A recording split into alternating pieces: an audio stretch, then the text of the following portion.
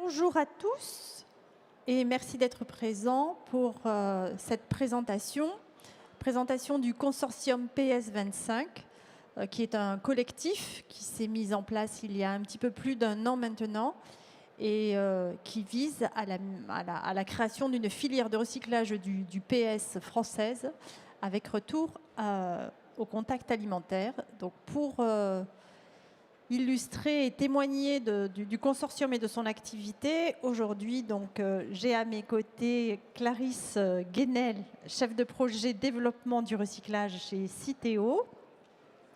Christophe Durand, responsable d'activités de développement monomères et polymères durables chez Michelin.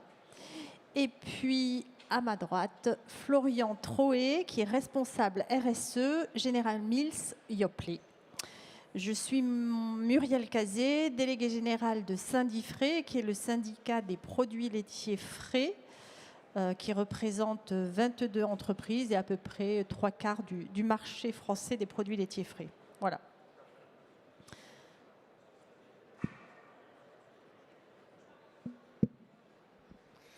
Bonjour à tous. Donc moi, je vais commencer par répondre à une question assez simple. Pourquoi est-ce que le polystyrène est le matériau le plus utilisé pour conditionner des produits laitiers frais? Et donc on va commencer par une petite démonstration, parce qu'il faut mieux effectivement, plutôt qu'un grand discours, faire une preuve par l'exemple. Donc si vous me permettez.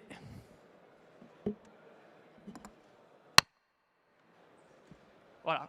En fait, c'est pour ça, sécabilité. Donc on casse le PS très facilement et ça permet de faire des multipacks. Et on sépare les pots sans problème. Donc c'est un petit peu plus compliqué que ça, mais c'est quand même une raison principale. Si on rentre un petit peu plus dans le détail, le polystyrène, associé à la technologie dite FFS, donc de thermoformage, remplissage et scellage en ligne, a permis d'aboutir à un emballage qui répond à tous les besoins d'un produit laitier frais. Le premier besoin, un besoin de protection. C'est assez classique pour emballer un aliment, mais il faut savoir que les produits laitiers frais sont sensibles à la microbiologie, donc c'est important de bien le protéger. Le deuxième point important, c'est aussi la praticité. Donc là, on revient sur la sécabilité. On a des pots qui se tiennent ensemble, mais qui se séparent facilement, et donc c'est pratique pour le consommateur.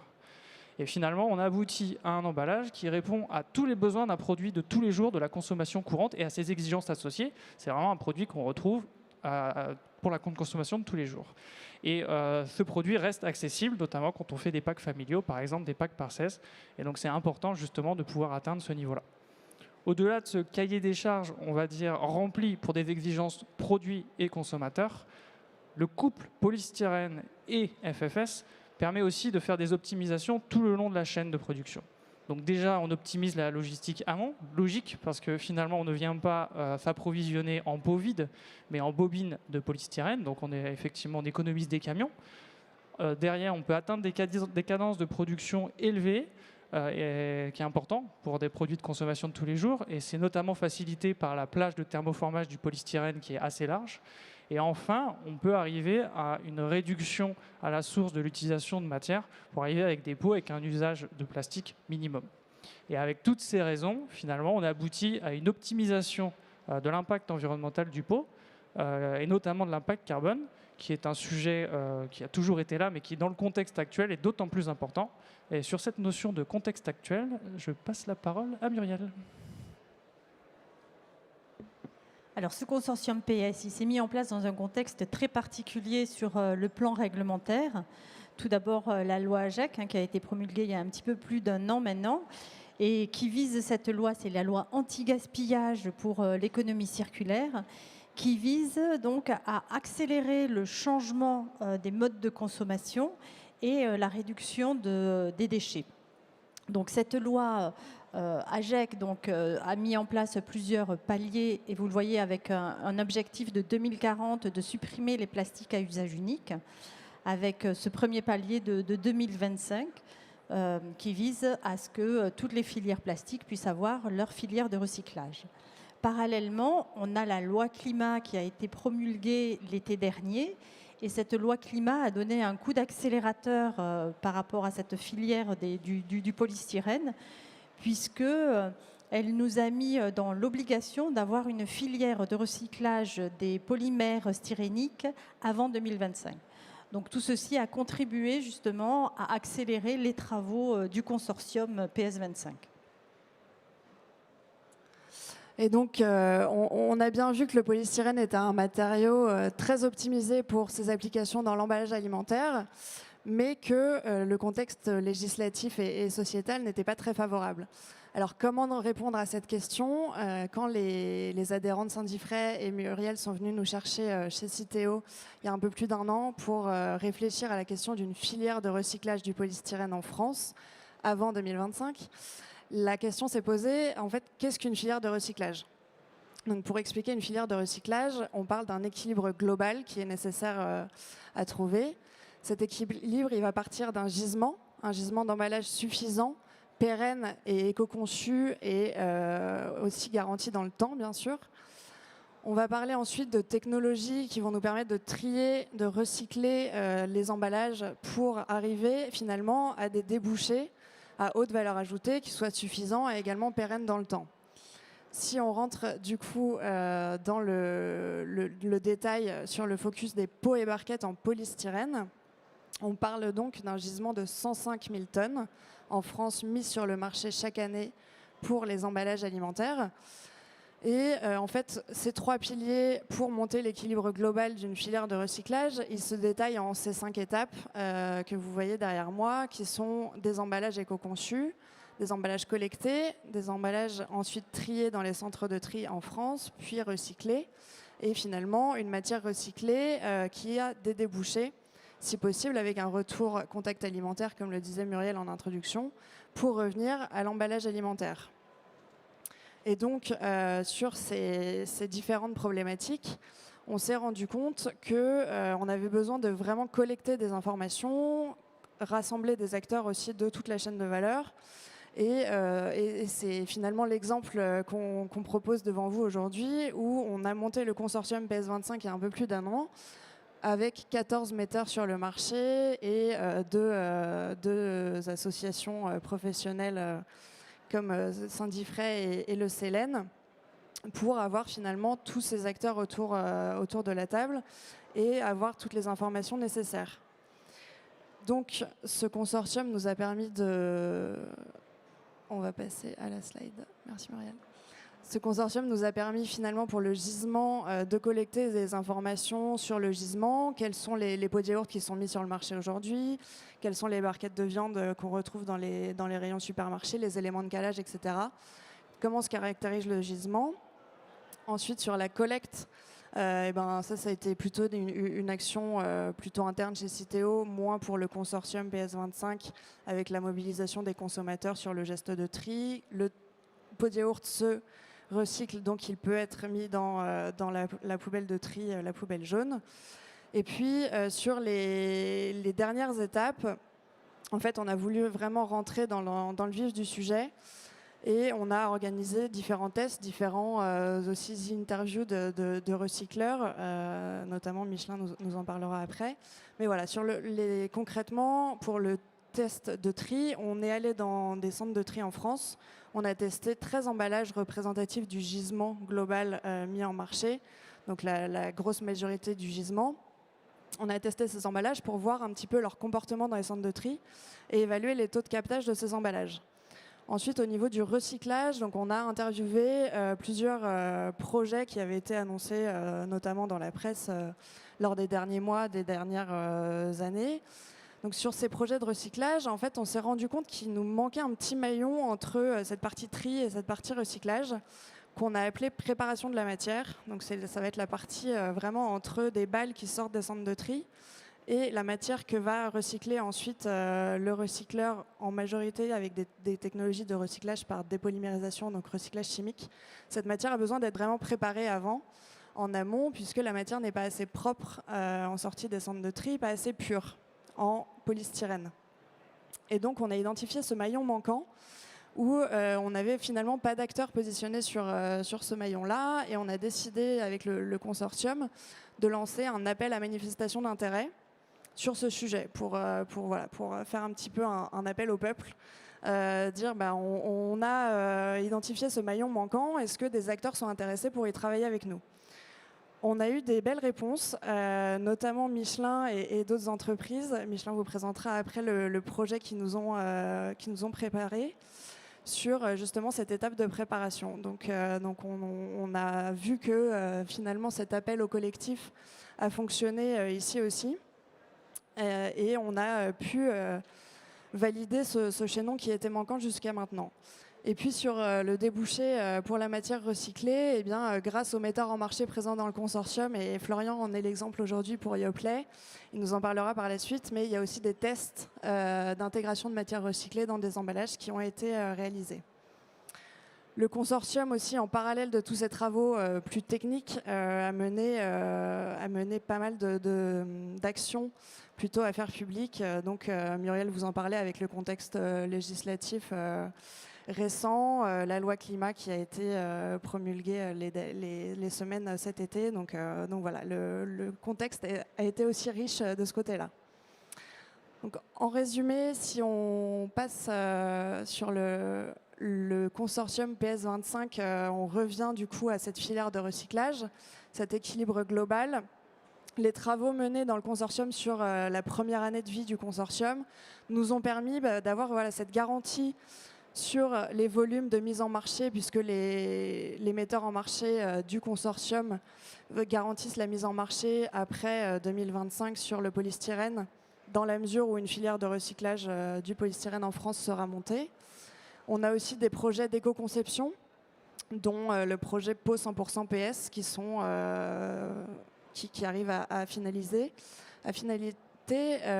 dont les conclusions seront rendues dans les prochaines semaines très certainement, mais voilà, qui visent à finalement fabriquer des pots monomatériaux 100% en polystyrène avec la banderole et l'opercule en polystyrène. Sur la partie tri, recyclage, préparation, on a un certain nombre d'usines qui ont été, ou du moins d'annonces industrielles qui ont été faites. Un projet de préparation, comme je vous le disais, notamment mené par Michelin, EMC, Eslava et Valorplast. Et puis plusieurs usines de recyclage chimique et mécanique. Alors en France, on a les projets d'Ineos et de Michelin. Et puis en Belgique, donc pas très loin, on a aussi Trinseo et Indaver. Donc c'est des projets qu'on continue à suivre. Et puis Christophe va vous présenter par la suite le projet Michelin un peu plus en détail. Et finalement, pour le retour et pour boucler la boucle, le retour du polystyrène recyclé au contact alimentaire. Je vais passer la parole à Florian qui va vous expliquer tous les tests qui ont été menés ces derniers mois. Merci Clarisse. Donc oui, Yoplait est une entreprise impliquée sur la thématique de la RSE, la responsabilité sociétale de l'entreprise. Et pour une entreprise agroalimentaire, c'est vrai que la majorité des impacts environnementaux sont plutôt sur l'amont agricole. Mais ceci étant dit, le sujet de l'emballage est très stratégique, ne serait-ce que parce que c'est notre responsabilité, c'est le principe de la responsabilité élargie du producteur. Donc les impacts de l'emballage, c'est chez nous en fait qu'il faut qu'ils soient traités, entre guillemets, ou en tout cas avec Citeo. Et au-delà de cette responsabilité un petit peu réglementaire, ce sujet de l'emballage, il cristallise aujourd'hui beaucoup d'enjeux et beaucoup de tensions, notamment au niveau des citoyens et de la société civile. Donc ce sujet de l'emballage, il est clé. On ne peut pas juste dire c'est pas un sujet pour une entreprise agroalimentaire parce que c'est pas vrai. Quand il s'agit finalement de regarder ce sujet de l'emballage, ça fait quand même des années que des entreprises comme Yoplait travaillent à la réduction à la source, réduire l'utilisation de cette matière. C'est une façon de réduire l'impact environnemental. Donc ça, c'est des travaux qui ont déjà eu lieu, qui sont absolument nécessaires, mais qui sont aujourd'hui pas suffisants, parce que cette notion d'économie circulaire est absolument clé pour continuer à diminuer ces impacts environnementaux et faire rentrer finalement le pot de yaourt dans une économie circulaire.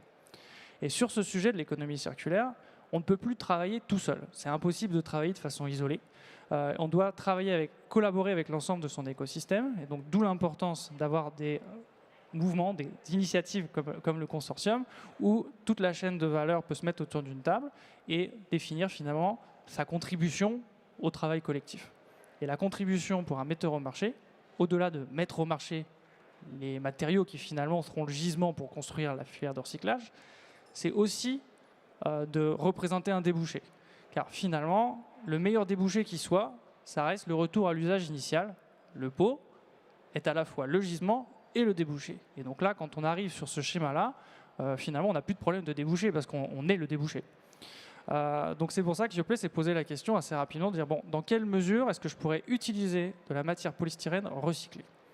Et donc ça, pareil, ça ne peut pas se traiter tout seul dans son coin. On est obligé de collaborer avec les fournisseurs pour identifier des solutions, les tester, les industrialiser et ultimement, si tout ça marche bien, de les mettre au marché. Donc c'est ce qui s'est passé cette année. Il y a eu 2 lancements produits, un lancement en mai et un lancement en octobre, avec des pots de yaourt qui utilisent de la matière recyclée, certifiée Mass Balance, donc à hauteur de 50%. Donc finalement, avec ce type de lancement, l'objectif de Yoplait, il est de contribuer à l'émergence de la filière de recyclage du polystyrène en France, en montrant qu'une économie circulaire pour les pots de yaourt, c'est possible. Et au-delà de dire c'est possible techniquement, parce que techniquement en laboratoire on peut finalement faire beaucoup de choses aujourd'hui, mais de se dire que c'est possible, mais surtout que c'est une réalité technique et industrielle. Bon, et sur ce sujet de la réalité technique et industrielle, je passe la parole à Christophe.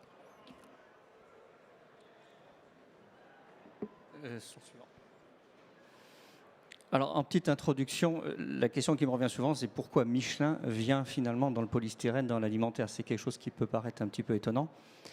Le schéma, en fait, c'était de se dire que le groupe Michelin a développé énormément de savoir et de savoir-faire dans les matériaux, dans les procédés, pour une seule application, certes très large, qui est le pneumatique.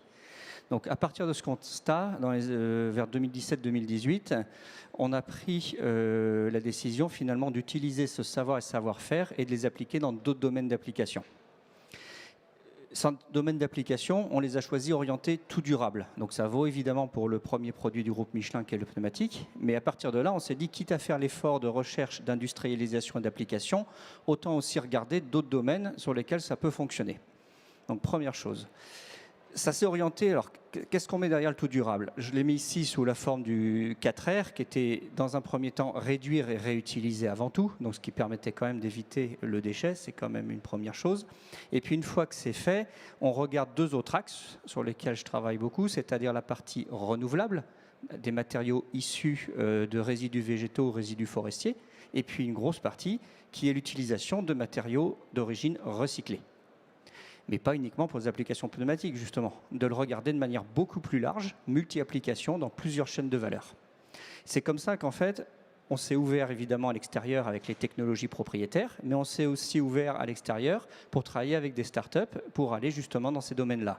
Alors je vous ai mis quelques exemples en recyclé ou en renouvelé, et 2 qui peuvent être mentionnés sur des retours au monomère. C'est Carbios dans la partie PET qui est en cours de développement, et puis la partie PyroWave dont on va parler, qui est une technologie de recyclage par micro-ondes qui a été développée au Québec et qu'on est en train d'industrialiser avec PyroWave dans le cadre d'un partenariat. Donc l'idée, c'est de se dire finalement, de par la volonté du tout durable, multimatériaux, et puis de travailler sur des plateformes technologiques à multi-applications, travaillons là-dessus. Avec PyroWave, on a fait le constat que le polystyrène, en fait, se recycle extrêmement bien par micro-ondes. On arrive à des niveaux de rendement très élevés, et ce qui permet de pouvoir ensuite arriver à des matériaux et revenir en pot de yaourt. Le point aussi, c'est que aussi, ce type de déchet, il existe. Il est disponible, il faut l'organiser, il faut pouvoir travailler avec la filière en collaboration, et puis ça permet d'avoir des débouchés en boucle fermée et revenir au produit initial. Et ça, c'est aussi un gros intérêt, ça va être la partie de la supply chain associée aux technologies. Alors, plus dans le détail finalement, c'est de se dire où est-ce qu'on en est aujourd'hui. Aujourd'hui, il y a un démonstrateur... pardon.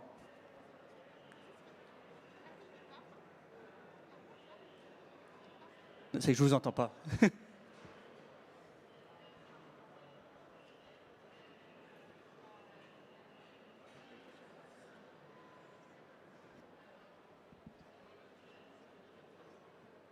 Ou après. On fera après les questions, excusez-moi. Donc, sur la partie, l'idée maintenant, c'est de regarder sur la partie micro-ondes, sur cette plateforme, et de dire où est-ce qu'on en est aujourd'hui. Donc, aujourd'hui, il y a la techno, elle existe, elle tourne, elle fait environ 1000 tonnes an. On a pris une unité de base qui permet d'être dupliquée à l'échelle, et elle permet de revenir à ce fameux monomère. Et on a vérifié justement qu'il puisse être mis en polymérisation pour revenir en polystyrène et au grade attendu. Donc ça, c'est en train de se terminer là dans les semaines qui viennent. C'est déjà en cours de test. Et l'idée ensuite, c'est de dire, on passe à l'étape suivante. C'est-à-dire qu'en fait, l'unité modulaire, elle a pour but de s'adapter au rayon de collecte des déchets. C'est-à-dire qu'on est quand même dans un monde où généralement on amène autant de matières premières que l'on veut à une très grosse usine.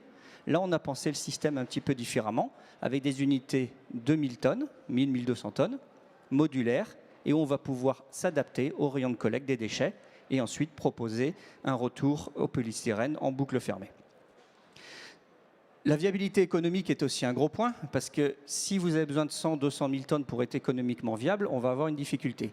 C'est là où la technologie micro-ondes, qui est à très forte densité énergétique, rend un résultat efficace, c'est qu'on arrive à avoir des ratios tout à fait corrects dès 12 000 tonnes.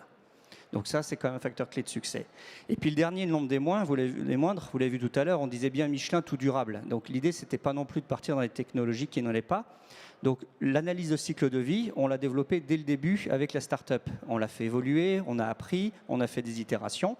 Elle est en cours de validation, elle a été auditée, elle va être publiée, elle va être rendue publique de manière à ce qu'on partage l'ensemble des résultats. Et là, on arrive déjà à des chiffres en France, ça dépend où vous l'opérez évidemment, de moins 64% par rapport au styrène pétrosourcé. Donc il y aura un gain sur l'analyse de cycle de vie sur beaucoup de critères, la quasi-totalité, mais sur le carbone en particulier, là, il y aura un gain vraiment très favorable.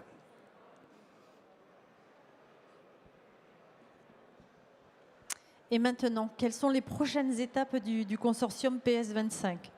Donc en fait, le consortium PS25, au travers donc, de ses metteurs en marché, au travers de Citeo, se sont engagés d'ici la fin de l'année à finaliser la caractérisation technico-économique en fait, de cette filière de recyclage du PS avec retour au contact alimentaire. Comme le disait en fait Christophe, on travaille avec Michelin au dimensionnement industriel en fait, de cette filière. Et puis, il y a le volet, bien sûr, de la viabilité économique et de la pérennité de la filière qui est aussi à travailler. Donc, on s'est engagé sur la fin de l'année à donner des résultats concrets et des éléments concrets pour la mise en place de cette filière. Ce que l'on voulait témoigner au travers de cette intervention, c'est surtout la force du collectif au travers de ce consortium PS25.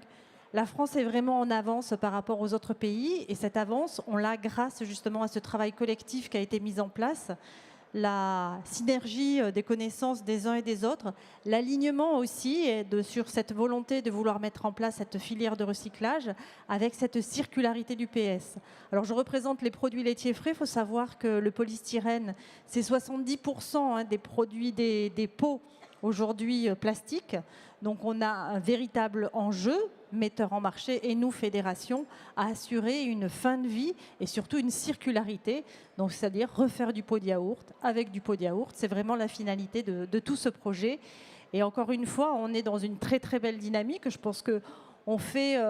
On fait exemple en tant que pilote pour les autres filières, parce que la filière du PS, c'est une chose, mais il y a aussi une filière du PET, pot et barquettes à monter, il y a une filière PP, enfin beaucoup de filières de recyclage. Et je pense qu'on aura creusé en fait un joli sillon pour permettre et pour montrer l'exemple du collectif dans cette expérience donc du consortium PS25. Voilà, merci de votre écoute et puis maintenant on répond bien volontiers à vos questions. Oui, bonjour. Excusez-moi, je n'avais pas compris la synergie qu'il y avait entre le pot de yaourt, je crois, avec l'aspect micro-ondable et puis l'aspect. En fait, ce que vous disiez sur le fait qu'on utilisait le polystyrène, qu'on le mettait dans le micro-ondes, et après vous le réutilisez pour faire quoi ? Soit j'ai raté une étape. D'accord, non, pas de souci. Donc, vous prenez le pot tel que vous l'avez ici. Il y a une étape de préparation qu'a expliqué Clarisse où on retire l'opercule et on retire l'étiquette. Et vous vous retrouvez finalement avec un pot de yaourt qui peut être chargé, qui peut avoir tout un tas d'éléments dedans. Ça, c'est pas très grave. Il peut avoir plusieurs densités, plusieurs formes. On le prend comme il est. On va le transformer en paillettes. Donc c'est la première usine de préparation. Ces paillettes vont être envoyées dans une technologie qu'on développe aussi sur la partie micro-ondes. Donc vous pouvez faire l'analogie avec le micro-ondes de la cuisine. Il est un petit peu plus gros et vous n'ouvrez pas la porte du micro-ondes. Ça, c'est le truc que je vous déconseille. Et puis l'idée, c'est de se dire, vous voulez faire bouillir un verre d'eau, vous imaginez, ça va aller un peu plus vite en micro-ondes que dans un four conventionnel. C'est le même principe. On va envoyer de l'énergie, juste ce qu'il faut, pour casser les chaînes du polymère et revenir à la structure de base, c'est-à-dire le polystyrène, le ramener en styrène monomère. Et voilà. Et une fois ce monomère, on repart chez un polymériste qui, lui, va faire son travail. Ça veut dire qu'en fait, on a une très faible intrusivité de cette technologie dans l'industrie qui existe aujourd'hui. On peut rentrer directement en polymérisation. Alors, vous pouvez faire 100% recyclé, mais vous pouvez faire 50, 30, 10, enfin, vous choisissez. Vous mettez le curseur où vous voulez. Et à partir de là, vous revenez en polystyrène et on revient à ce qu'on expliquait tout à l'heure, c'est-à-dire qu'on revient à des roules tout blancs de polystyrène, qui peuvent être jusqu'à 100%, et ensuite, tout le travail de la filière est de continuer. Donc le micro-ondes, c'est plutôt une plateforme technologique dans toute la chaîne, juste une. Ok, mais maintenant je comprends mieux. Merci beaucoup.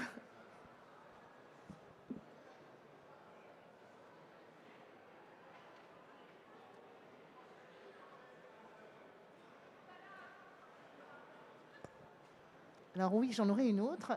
Vous êtes consortium PS25. Vous avez dit qu'effectivement, il y en aurait d'autres qui seraient annoncés sur l'égide de votre modèle. Est-ce que vous savez s'il y en a d'autres qui vont justement naître suite à votre initiative? Alors, ils ne sont pas forcément nés suite à notre initiative, mais ils sont nés à peu près en même temps ou Ils s'en sont voire inspirés avant. en tout cas. Alors, dans d'autres pays, il y a d'autres initiatives, mais en France, il y a des initiatives sur d'autres matériaux. Je ne sais pas si ça répond à vos questions aussi. Alors, il y a ce qu'on appelle le Club PP, donc, qui est porté par Citeo aussi, qui réfléchit sur les souples, les emballages souples en polypropylène et en complexe polypropylène polyéthylène également. Et puis, il y a le consortium PET25, qui, pour lui, s'est monté un peu sur le modèle de PS25 et qui réfléchit à la filière des barquettes operculées en PET, qui est aussi porté par Citeo, donc on peut en discuter si vous avez d'autres questions. Et juste la force de ces consortiums, c'est de pouvoir mettre autour de la table différents metteurs en marché. Parce qu'on travaille souvent en fait de façon très cloisonnée par secteur d'activité. Et donc là, typiquement pour le consortium PS25, on a réuni bien sûr les fabricants de produits laitiers frais, mais aussi les compotes, tout ce qui est barquettes de viande et de volaille. Et c'est là où on trouve vraiment en fait les synergies et on sait qu'on doit travailler collectivement pour cette massification du gisement.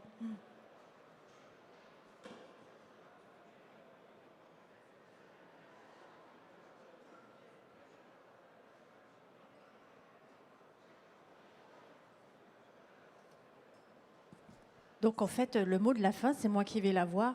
Surtout, jetez vos pots de yaourt dans la poubelle jaune, parce que ça, ce geste de tri... Triez vos pots de yaourt. Oui, c'est ça. Ce geste de tri sera bien évidemment essentiel si on veut que la filière puisse se monter.